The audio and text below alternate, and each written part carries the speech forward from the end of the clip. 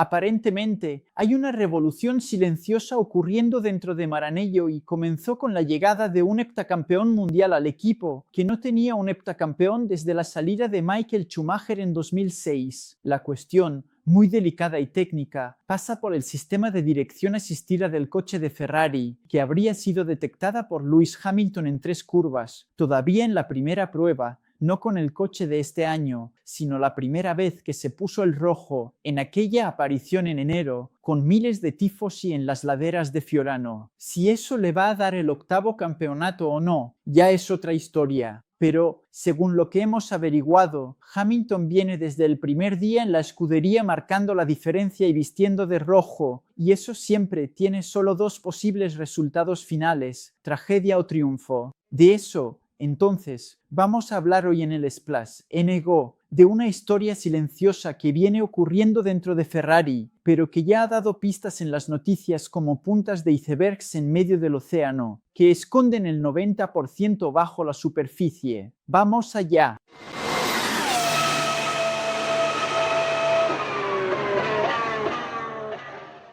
Era finales de enero, ahora, de 2025, Lewis Hamilton había hecho su primera aparición con el coche de Ferrari, aún un modelo de 2023, en Fiorano, en una miércoles de niebla, frío y las laderas llenas de aficionados fanáticos vestidos de rojo. Hamilton, por primera vez, se sentaba en un coche de Ferrari, algo que muchos, y me incluyo, pensábamos que ya no sucedería, con el destinado a retirarse en Mercedes.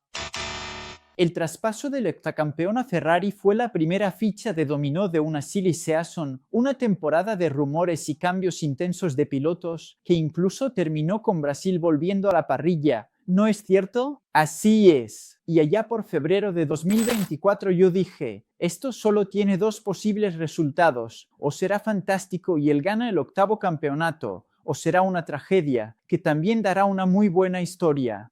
Y lo que sucedió fue, en 3 curvas con la SF23, Lewis Hamilton identificó algo en la conducción del coche, en el sistema de dirección asistida, el mecanismo hidráulico que conecta el volante, el eje, la caja de dirección y las ruedas, que le pareció muy extraño. De regreso al garaje, todavía con su italiano tambaleante, prefirió el inglés y dijo, ¿qué demonios le hicieron al volante de este coche? El tema, además de técnico, también roza una cuestión organizacional intrínseca a Ferrari y muestra cómo los italianos trabajan de manera diferente a los equipos ingleses, donde Hamilton corrió toda su vida en la Fórmula 1, McLaren y Mercedes. Y puedes decirme, de repente, oye, Rodrigo, ¿pero la Mercedes no es alemana? Mercedes, como fabricante de autos, sí, pero el equipo tiene sus 2 fábricas en Inglaterra. La primera salida de Hamilton fue con neumáticos de lluvia, pero ya logró identificar algo muy diferente y luego, a lo largo del día, dando varias vueltas, ya con neumáticos de pista seca, el diagnóstico continuó. Había algo muy extraño en el sistema de dirección asistida de todo lo que él había visto hasta ese momento,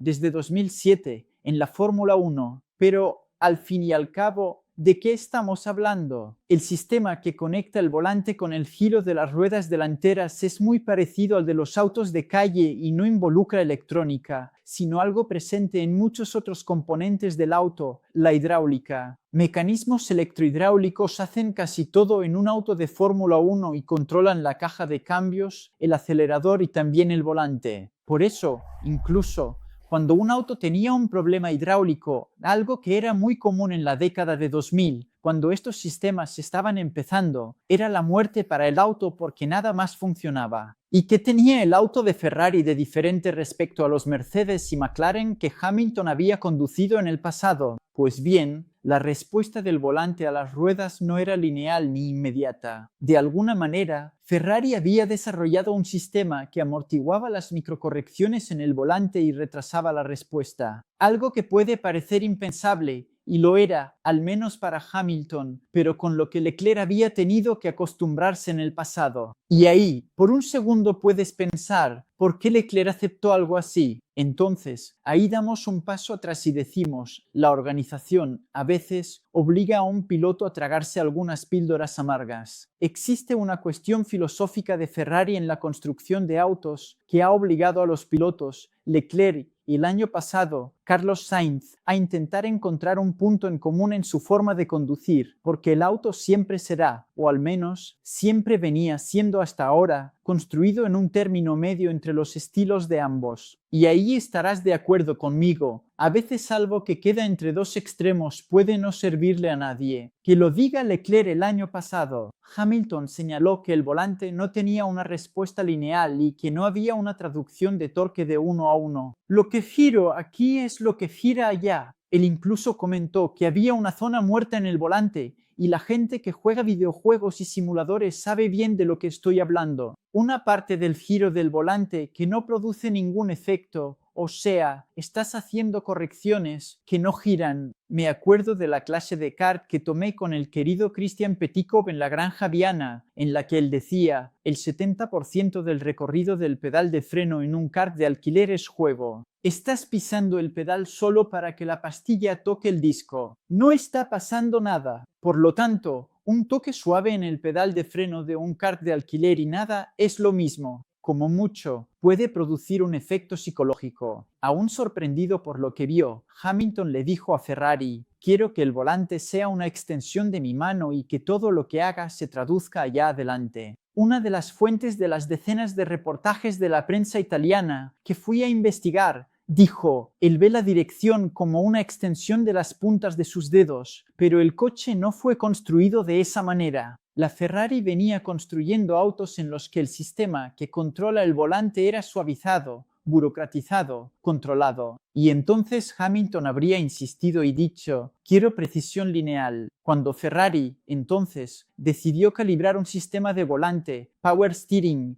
y probarlo en el simulador, uno de los pilotos que hizo la prueba dijo, el coche quedó con respuestas muy agudas, muy reactivas. No se parece a un Ferrari, pero eso no era exactamente una crítica, solo evidenciaba el abismo que existía. Y sí, te estoy contando esto antes de decirte porque Ferrari se metió en esto. Para plantarse de esta forma, enfrentando a una organización y toda su política interna, Hamilton necesitaba un respaldo. Y su respaldo es político y contractual, porque, como todo piloto, él tiene cláusulas de salida en su contrato. Y estarás de acuerdo conmigo, a estas alturas de su carrera, él no se iría a otro equipo. Podría irse y retirarse, pero imagina a Hamilton fuera de Ferrari, pudiendo contar lo que vio allí dentro y exponiendo los problemas que identificó en apenas 6 meses o, en este caso, identificó, según relatos, en solo 3 curvas. Cuando aparecieron los números del simulador, quedó evidente. El sistema que pidió Hamilton permitía correcciones más rápidas en mitad de la curva, evitaba movimientos innecesarios del volante, ya que no había zona muerta ni retraso, y permitía una conducción más precisa, lo que se traducía en una mejor velocidad al tomar las curvas. Eso, dentro de Maranello, era y es como tirar una granada. De repente, entonces, el ingeniero de Hamilton, Riccardo Arami, empezó a preparar 2 sistemas diferentes, uno para Leclerc, aún con el modelo actual, y otro para Hamilton. Y cuando los datos mostraron, ¿cuándo? Me lo puedes preguntar. En Mugello, días antes. ¿Recuerdas que hasta Guan Yu Zhou rodó por allí? Pues sí. Los datos, como decía, mostraron menores micromovimientos en el volante, lo que permite que el coche no se desestabilice y no cambie el centro de presión aerodinámica debajo del piso. Los ingenieros se miraron entre sí, y entonces quedó esa cuestión, ¿cómo dejamos que la situación llegara hasta aquí? Y te lo voy a contar. La Ferrari, desde Sebastian Vettel con Leclerc en 2019 y 2020, decidió, no haría un coche pensando en el ajuste de nadie. ¿Por qué? Porque Kimi Raikkonen, un excelente piloto, como sabemos, había sufrido al lado de Fernando Alonso y después junto a Vettel entre 2014 y 2018, justamente porque el equipo hacía coches para el primer piloto. Alonso, luego Vettel, dejando a Raikkonen teniendo que encontrar una forma de adaptarse. A partir de 2019, Ferrari entonces cambió, y en esta filosofía del efecto suelo, en 2022, 2023 y 2024, entonces intentaron hacer un término medio, un promedio aritmético, una mediana entre 2 pilotos que, en esencia, Carlos Sainz y Leclerc y Carlos Sainz son diametralmente opuestos en la forma de conducir. Leclerc tiene una forma de conducir mucho más agresiva, va más al límite, A veces también choca más, pero es un tipo excelente en clasificación. Sainz tiene una conducción más suave y entonces, para juntar a los dos bajo el mismo techo o, en este caso, bajo el mismo sistema hidráulico, Ferrari decidió hacer una intersección de ambos, tomando el estilo de conducción de Leclerc como base y suavizándolo para que también funcione para Carlos Sainz, con zonas muertas y ese amortiguamiento que comprime y suaviza los micromovimientos del volante. ¿El resultado? Como dije, en 3 curvas, cuando se sentó en el coche, Lewis Hamilton giró y dijo, ¿qué le hicieron a este mecanismo? Cuando se compararon los datos de Hamilton y Leclerc, cada uno usando un sistema preparado por Riccardo Adami, la línea de Hamilton era mucho más limpia y la de Leclerc estaba llena de picos en el gráfico, mostrando que el volante se movía varias veces cuando no era necesario. ¿Por qué? Amortiguación y dead zones, zonas muertas, zonas sin movimiento. Normalmente, un equipo de Fórmula 1 elige qué piloto se adaptará perfectamente al coche y cuál tendrá que adaptarse. Que lo diga Red Bull con Max Verstappen, quizás el caso más extremo en la historia de la Fórmula 1, en el que un piloto logra sacar todo lo que quiere del coche, tal vez lo máximo posible, y el otro ni siquiera logra raspar la primera capa de la superficie. Y así, esa figura de referencia termina siendo indirectamente favorecida y el otro acaba teniendo que adaptarse, lo que muestra, por ejemplo, la grandeza quizás ignorada de un piloto como Valtteri Bottas, que fue compañero de Hamilton, claramente la figura de referencia en Mercedes, especialmente cuando Nico Rosberg se fue, y entre 2017 y 2021, durante 5 temporadas completas, logró clasificar por delante de Hamilton en el 30% de las veces. Solo que Ferrari optó por ese camino de la camiseta de talla única. ¿Ya has oído hablar de eso?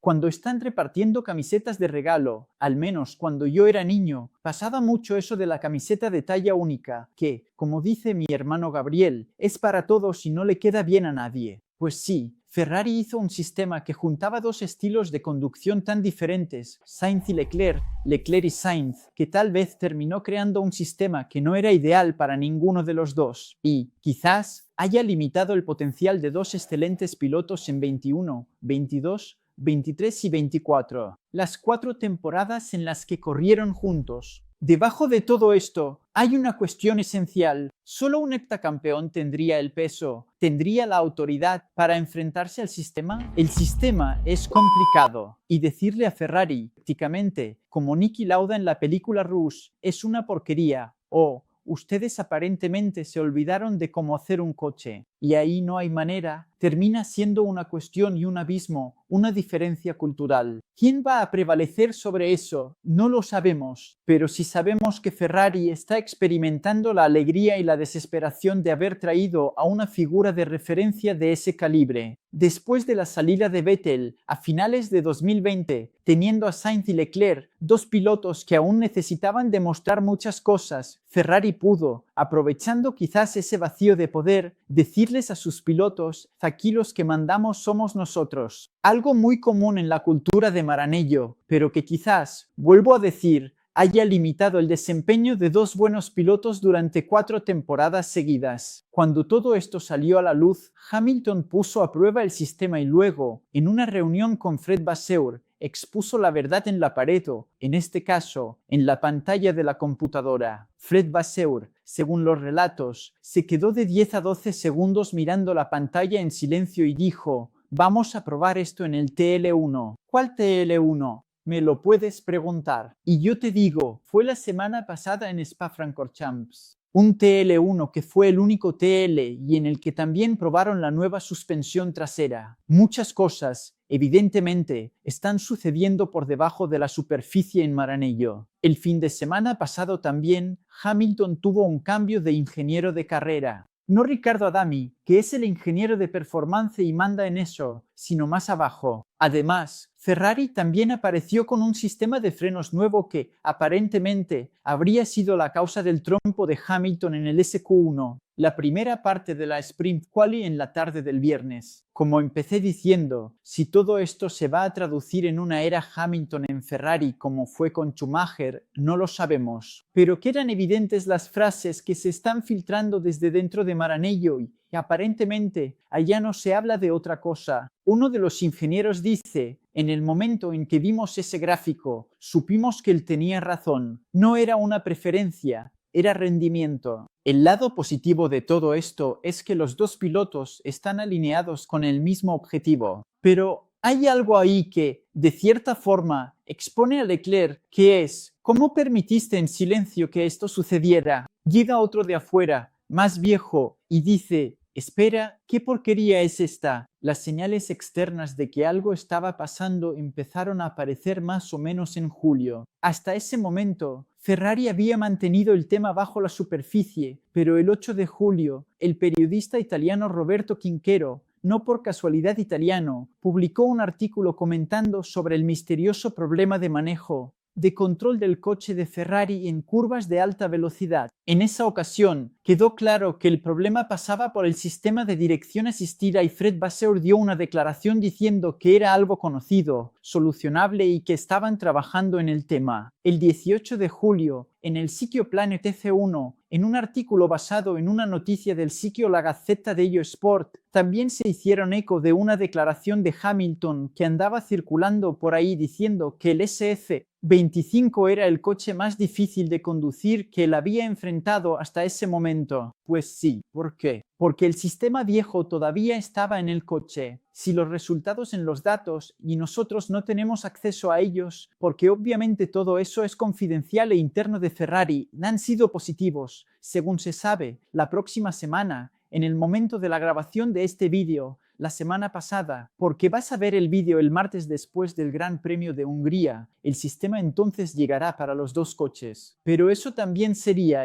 eventualmente, será trazar una línea en el suelo y que Hamilton diga: de aquí en adelante, las cosas serán a mi manera en este coche. Sin duda, un paso importante políticamente. Y, políticamente, las cosas se están moviendo dentro de Ferrari. Porque una cosa es segura: dos sistemas de dirección asistida diferentes no pueden convivir en el mismo garaje. O es de una manera o es de otra. Y Hamilton podría, entonces, si se siente contrariado, decirle a Ferrari, y ahí es donde está el verdadero detonante. Como decía aquella canción de los años 2000, My Way or the Highway, o se hace a mi manera o me voy. Y si él se va, como comenté al principio del vídeo, se podrá decir mucho y se especulará aún más sobre Ferrari. Como comenté al principio, en el medio y al final de este vídeo, no sabemos hasta qué punto esto puede o no traducirse en rendimiento y hasta qué punto esto puede convertirse en una batalla innecesariamente librada dentro de un equipo que es famoso por ser un enorme pantano de artimañas y laberintos políticos. Pero a estas alturas de la vida y de la carrera, hay que desconfiar que Lewis Hamilton sabe muy bien qué peleas y batallas decide, de repente, enfrentar. De cualquier forma, me quedo aquí pensando y nunca vamos a saber en las peleas que, por ejemplo, Schumacher, Prost, Alonso y Vettel también tuvieron que arreglar ahí dentro, que ni siquiera salieron a la luz ni quedaron registradas en la historia. ¿Será que va a funcionar? ¿Podría haber un octacampeonato vestido de rojo? ¿Será que va a salir mal? ¿Será que al menos puede ganar una carrera con Ferrari? Comenta aquí abajo. Este fue entonces un episodio más de Splash and Go en YouTube, contando algo de dificilísima comprobación y que estuve varios días investigando, llamando por teléfono, buscando información, enviando correos electrónicos, pero que tiene pistas y reportajes e incluso declaraciones de Hamilton y Leclerc en las últimas semanas hablando de problemas misteriosos. Hamilton diciendo el fin de semana del Red Bull Ring: hay cosas detrás de bambalinas que estamos cambiando para intentar resolver para el futuro, que muestran que sí, hay algo sucediendo silenciosamente en los bastidores de Maranello. Espero que les haya gustado. Dale like, que es gratis, no cuesta nada. Ya sabes, te ayuda muchísimo al canal. Hazme ese favor, haznos ese favor y déjanos aquí tu like, tu hype, tu comentario. Dinos, ¿crees que veremos a Hamilton campeón vestido de rojo, aunque sea con una victoria, o crees que se irá en blanco? Cuéntanos desde dónde nos ves. Manda un saludo para Cónyuge. Lo importante es comentar porque el algoritmo entiende eso como interacción y sigue difundiendo nuestro contenido por toda la internet. Para no perderte nada de lo que hacemos por aquí, ya lo sabes. Si no lo sabías, Ahora lo sabes, tenemos nuestros canales de notificación, Instagram, Telegram y WhatsApp. Los enlaces están aquí abajo para que entres en la descripción. Por último, nuestras redes sociales donde hay contenido todo el tiempo. Y lo digo en serio, Instagram, Twitter, Threads y TikTok. Nos vemos aquí en los próximos vídeos o allá en nuestras redes. Gracias y hasta entonces.